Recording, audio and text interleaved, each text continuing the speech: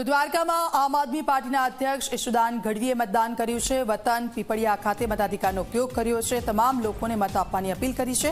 શાંતિપૂર્ણ માહોલમાં થઈ રહ્યું છે મતદાન। ભાજપ કોંગ્રેસ અને આપ વચ્ચે ચૂંટણીનો જંગ। આપજો ઈશુદાન ગઢવીએ મતદાન કર્યું છે। શાંતિપૂર્ણ માહોલમાં થઈ રહ્યું છે મતદાન અને આ બધાની વચ્ચે તમામ લોકો છે તેમને મત આપવા માટેની અપીલ કરી છે।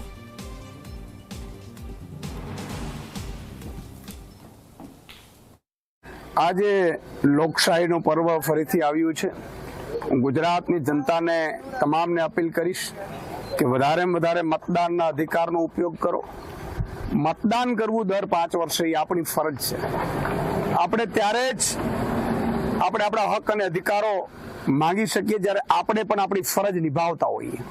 તો હું તમામ ગુજરાતની જનતાને વિનંતી કરું છું કે સાંજે 6 વાગ્યા સુધી મતદાન ચાલવાનું છે।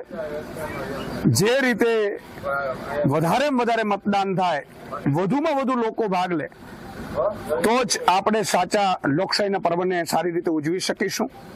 અને જ્યારે મતદાન કરતા હો ત્યારે મારી વિનંતી છે આપને કે હંમેશા તમારા હક અધિકારો માટે, તમારા જાગૃતતા માટે, તમારા મુદ્દાઓ માટે જે લડે છે એમને તમે પસંદ કરો અને આ પસંદ કરવાનો તમારો અધિકાર છે। આ દિવસ છે અને આ દિવસે